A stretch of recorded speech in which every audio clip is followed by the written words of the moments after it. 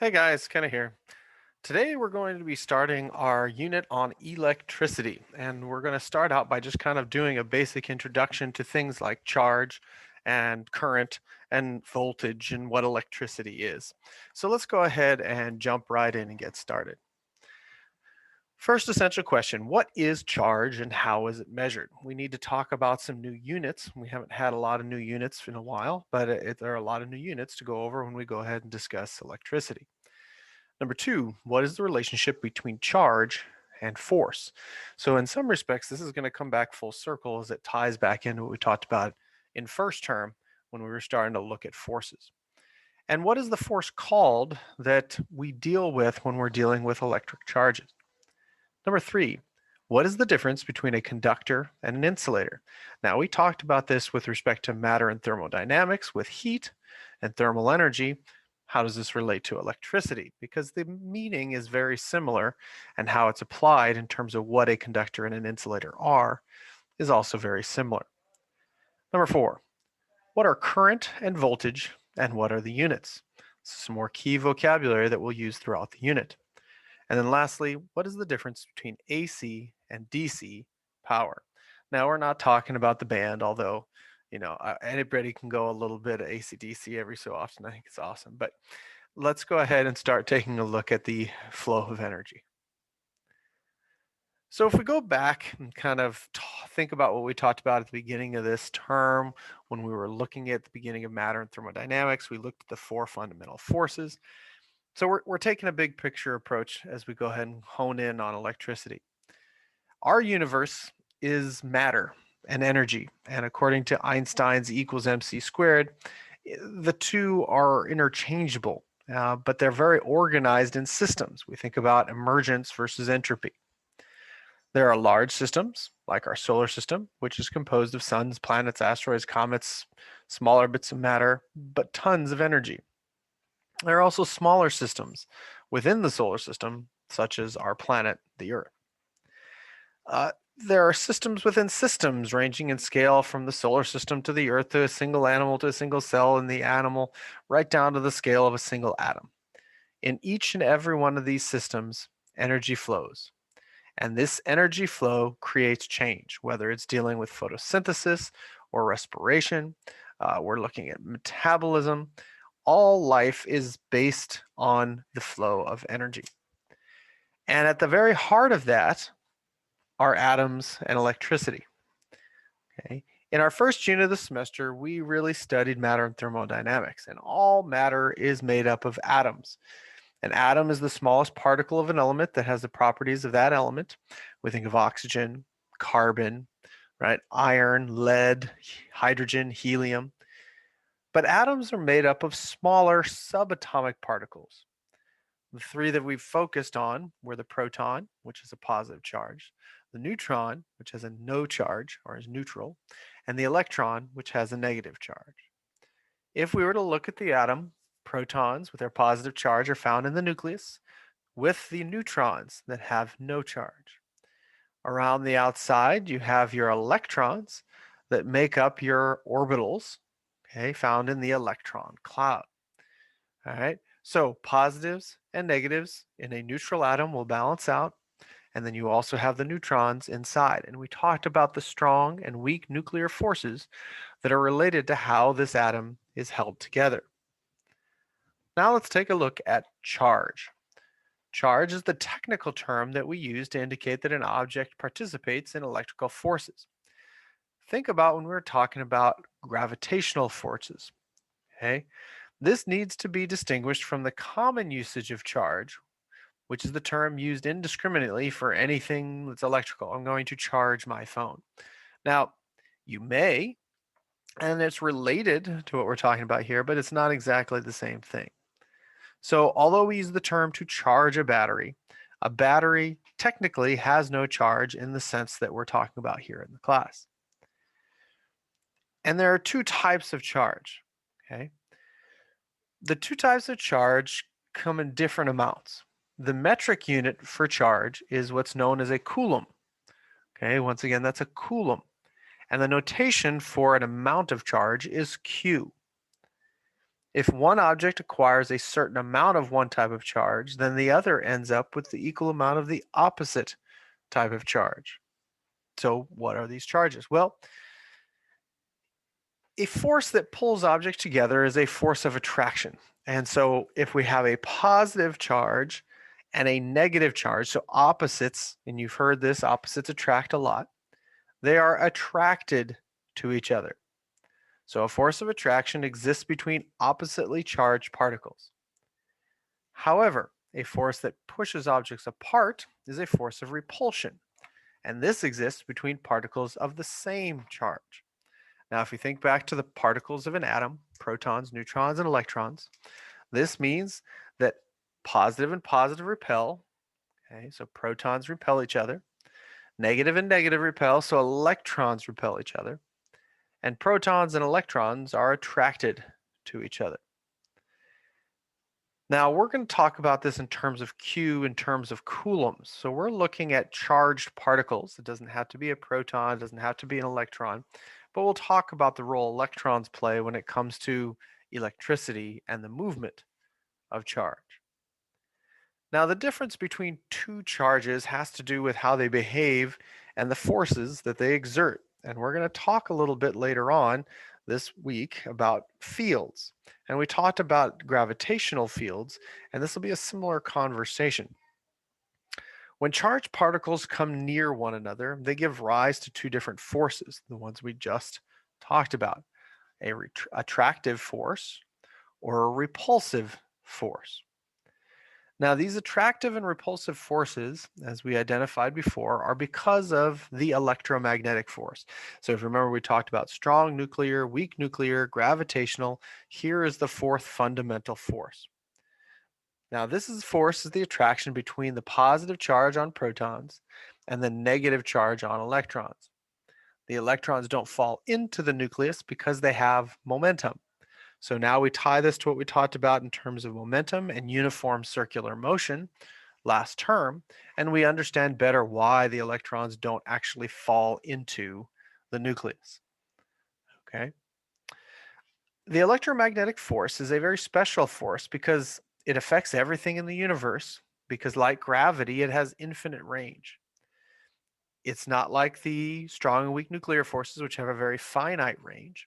It's infinite. And so is its ability to attract and repel charges. Likewise, the electromagnetic force is also an inverse square law. And we'll talk more about that later on. So since the material in solid and liquid forms are made of charges having a unique order, they, too, may be manipulated by this force. It is also responsible for giving things their strength, and shape, and hardness. And so you think about matter, especially if you've taken any geology in terms of rocks, they have these qualities identified for a particular type of material. The electromagnetic force can be generated by three types of known fields. One, the electrostatic field, which we'll talk about next class. Two, the magnetostatic field, which we're unfortunately not going to have time to really delve into this term, um, but it's an important one. And three, the electromagnetic field. And we'll talk briefly about this as we go ahead and go through. And we talked a little bit about this already when we were going over EM radiation. So remember, the strong nuclear force, okay, is what's going to go ahead and hold the nucleus together. And because of the EM force, all the positively charged protons in the nucleus actually repel each other. So they are only held together by the stronger force known as the strong nuclear force, which attracts neutrons and protons to each other. And this is the strongest of the four fundamental forces known to science. Now, a neutral object can acquire charge when it either gains or loses electrons. So if you remember your discussion in biology about ions, you have cations and anions. Cation ions are positive because they've lost electrons, losing a negative. And anions are negative ions because they've gained electrons. An atom that gains or loses its electrons is called an ion. And that's all well and good. But for most of us in our day-to-day lives, we're less worried about what charge is as we are about what is electricity and how does it work. Well, useful electricity involves the continuing motion of these electrical charges. And at least in our circuits that we typically go ahead and use, this is largely going to be managed by the movement of electrons. So a continuing flow of electrical charges is produced by a device that changes other forms of energy into electrical energy. In order to move these electrons or electrical charge, you have to do conduction. Now, conduction, if you remember when we did thermodynamics, involves the direct contact or touching between objects. This is what allows the electrons to flow through one object into another. These types of objects that permit that flowing are called conductors. Typically, when we're looking at conduction, we're most of the time going to be talking about metals. The opposite of conduction then is going to be insulation. Now, materials that don't allow the free flow of electrical charge or impede the movement of electrons are called insulators. And good insulators typically include things like rubber, glass, plastic. Even the air around you is a pretty good insulator. It doesn't mean it can't conduct electricity. It just means it tends to resist the movement of electrical charge. Which leads us to a key topic. And again, for this one, we'll hold off talking about this until probably uh, two classes down the line or something like that. Okay. An electric field is an invisible entity which exists in the region around a charged particle. It is charged by a caused by a charged particle and creates a force on any other charged particle. This field represents the attraction or repulsion force exhibited by a charged particle, and we'll discuss this more later on. But what I do want to introduce you today is current. Now, current is what is actually carrying electricity within a circuit. So like a current of water, electric current only flows when there is a difference in energy between two locations that are connected. Water flows downhill from a higher gravitational potential to a lower. Likewise, electrical current flows from a high electrical potential to a low potential. And this is how things like batteries work.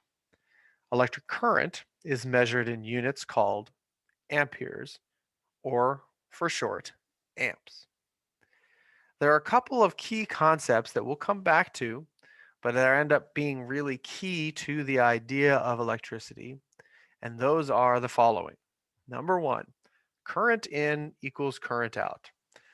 The amount of electrical current coming out of the positive end of a battery must always be the same as the amount of current flowing into the negative end.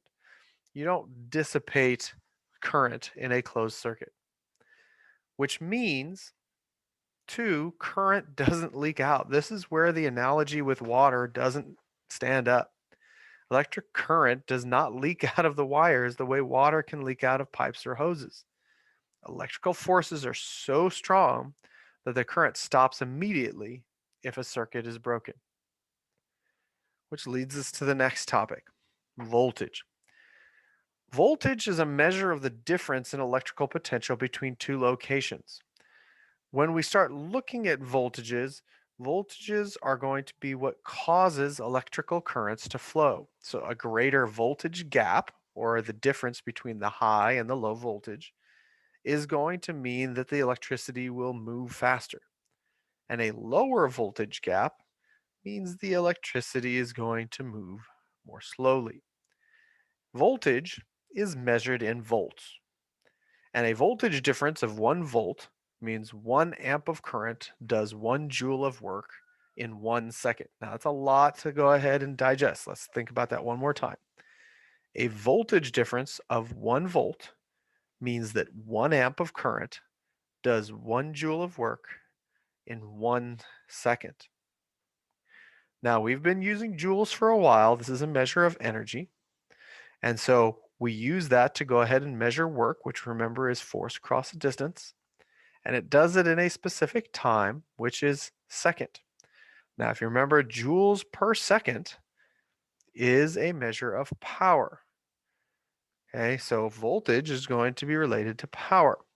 So it's the power per amp of current that flows through a particular circuit. So how can we measure these things? Well, we can do the math pretty easily, but to actually see this in a system, you really need special tools. We're talking about a voltmeter or a multimeter, which can act as a voltmeter. Um, since we can't see voltage in this physical sense, we measure it using something like a voltmeter or a multimeter, which can measure both volts and or current. There's also an instrument called an ammeter, which measures current only and not voltage. Unlike measuring volts, which can be done at any 2 points in the circuit, from the high to the low, measuring current, however, requires that you force the current through the multimeter. So in terms of you actually doing this, you have to bypass the circuit.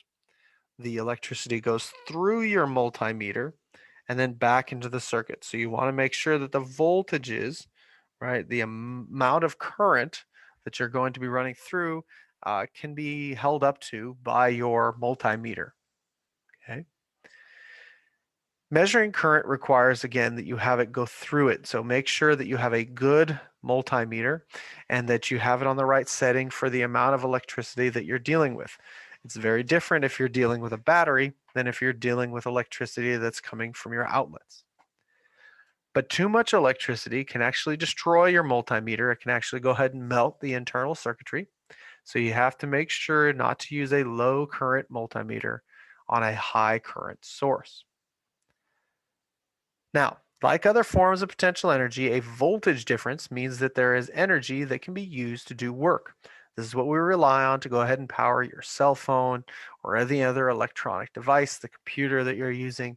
The battery has potential, which is going to be used to do work. And this only becomes useful when you let the voltage difference cause current to flow and do the work. So this is why you have a positive and a negative pole on a battery, and they have to be connected by a circuit in order for the electricity to flow. Otherwise, they just sit there. So let's go ahead and watch a little video that's going to relate voltage, current, and power to each other to get us started down our road in electricity. Using just this light bulb, we're going to talk about the differences between voltage, current, and power. A common analogy that is often used to describe electricity is water. Now, I'm not a big fan of that, and here's why. The water coming out of the faucet can be thought of as electrons, I guess. And so the current would be the drops that's flowing through the faucet. And then that would mean that the voltage is how wide the valve is opened up. And then somehow power has to work into this, right? Well, after this video, I think you'll understand how this analogy just doesn't hold water. Instead, we're going to stick to this light bulb for two reasons. First, everyone knows what it is. Well, everyone searching the internet for a video on electricity would know what a light bulb is. And number two is to understand the difference between voltage, current, and power, all we have to do is look at the top of a light bulb. We're first going to start by talking about voltage, which is measured in the incredibly creative term volts. The technical definition of voltage has something to do with the tension between 2 points, which means it's all about pressure. So if we drew a light bulb like the one we're using, does this mean that pressure is like squeezing the light bulb? No, it actually means electrical pressure. Just to cover something really quick, I realized that not everyone watching this video will recognize one of these as a light bulb. You may not be able to buy these anymore, and you may actually think of a light bulb as something that looks more like this. Well, that's okay, because whether you're using an incandescent bulb or one of the technologies trying to replace it, the principles that we're talking about will still apply. As you might remember, the top of our light bulb said it was 120 volts. That means it is rated for electrical systems running 120 volts. When I go to my wall sockets that look like this, guess what comes out of them? 120 volts. Shocking, I know. Okay, so let's move on to current, which is measured in amperage, or more commonly, just amps. The real key to understanding current is that it is a flow of electrons through a complete path, or loop. This means that all of the electrons that come out of a single source have to have a path back to that source. Power is the work for electronics, and it is measured in the unit watts. Turns out, many of us were first introduced to the concept of power from the movie Back to the Future with the famous scene with Doc Brown. 1.21 gigawatts! Now, just one minor point to make about the term from Back to the Future is that Doc Brown is saying gigawatt, and it's really pronounced gigawatt. Now, that's not to say you can't say it the other way. In fact, I know a couple engineers who actually do, but the more correct term is actually gigawatt, kind of like gigabyte. Getting back to our light bulb circuit, remember that I said power is work. In the case of a light bulb, that work is going to be in the form of light and a little bit of heat depending on the type of light bulb. So when 120 volts is applied and current is allowed to flow, the work that gets done is actually in the form of light. In this video, using just this light bulb, we learned that voltage is pressure, current is flow, and power is work. While these are all different things, they are related to each other. Let's go back to the light bulb animation real quick because I need to make a clarification. You might remember that this symbol is actually the symbol for an AC power supply. But the way that the current is animated, it's as if it were DC. So in the next video, we're going to talk about the difference between DC and AC. Okay, there's one other thing that I would like to clarify. From what we've done in our previous units, especially when we're looking at work, power, momentum, and energy, you should recognize that power is not the same thing as work, but power is the amount of work done per time. So there's a time element in terms of here. And when we start looking at ratings for electrical instruments, toaster oven, coffee maker, when we look at the power of this, what we're talking about is how much work can be done per unit of time. Okay. So AC/DC, okay, not the awesome band, but the actual terms used in electricity. When electrons always flow in the same direction, the current is called direct current or DC. When electrons move back and forth, reversing the directions regularly, the current is called alternating current or AC. Here's a little video to go over AC/DC. If you were looking for a video on legendary rock music, you might have found the wrong channel. On a previous Add-Ohms video, we looked at voltage, power, and current, and you might remember this animation. One problem with this animation is that the voltage source shown was an AC source, while the current flow was shown as DC. So let's talk about the difference between AC and DC. The letters DC stand for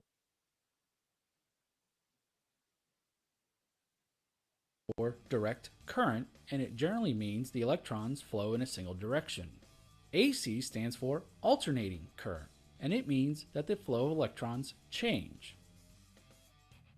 Now this is where things can start to get a little confusing. This is an AC voltage source, so it's both AC and voltage. What the heck? How can voltage and current be the same? Well, it turns out we tend to use AC and DC abbreviations for voltage as well as current. So in other words, AC, voltage or current, is voltage or current that changes. DC, voltage or current, is voltage or current that is steady. Okay, so let's take a little bit closer look at these two, starting with DC. Check out this AA or LR6 battery. It provides 1.5 volts. This example circuit is going to be a DC motor like you might find in a toy car. When we insert the battery into the circuit, current begins to flow in a single direction, turning the motor. If we drew a graph where the vertical axis is voltage and the horizontal axis is time, we can see that the voltage at this point stays constant. Now, since this is a battery, eventually it's going to run out of energy and its output voltage will drop. So we know that the voltage will change over time, but the polarity will stay the same. So what is polarity? Well, polarity defines the positive direction, and for a battery, the positive voltage is created from the positive terminal. So what would happen if we turn this battery around? Well, that reverses the polarity, which means the current will flow in the opposite direction as before, causing our motor to spin in the opposite direction. Okay, so let's move on to AC, and in this case we're going to use a light bulb and a North American AC socket because, well, I live in North America. Notice how the circuit behaves when we turn the switch on. Let's break down what we're seeing by using the voltage graph again. Notice how the current is flowing in one direction, and as voltage increases, the light bulb gets brighter. Once the voltage reaches its peak, current flow stays the same, but the voltage begins to drop, and the light bulb gets dimmer. Once we reach 0 volts, the voltage's polarity changes, causing current to flow in the opposite direction. And again, as the voltage gets closer to its peak, the bulb gets brighter and then dims back down. Okay, we need to define a couple of things. First is, the change from start to finish is called a cycle. The rate at which the cycle repeats is frequency. Now, frequency is measured using the unit hertz, which means cycles per second. Different parts of the world use different frequencies for their AC systems, and it can either be 50 or 60 hertz. What this means is in 1 second, the cycle will repeat itself at least 50 times. Believe it or not, incandescent bulbs are actually flashing over 50 times per second. Now, it turns out that this rate is so fast that our slow human eyes sees it as constant light. In summary, while the abbreviations for AC and DC include the word current, they can be used to describe different types of voltage and current. DC voltages do not fluctuate, while DC current flows in one direction. AC voltages change over time, and the current flow can alternate direction. If you have questions about this video, please feel free to leave comments below. For more electronics tutorials, subscribe to this channel. You can also find us on Twitter and the web at atoms.com. Okay, so I think I'm going to go ahead and leave it there for today. I hope you guys stay healthy, stay well, and if you have any questions, please reach out. There's one more video that I'm going to go ahead and have you watch about kind of an overview of electricity. It's a little dated, but I think it helps to supplement the picture that we've given you here. All right, guys, take care of yourselves. We'll talk to you soon. So long.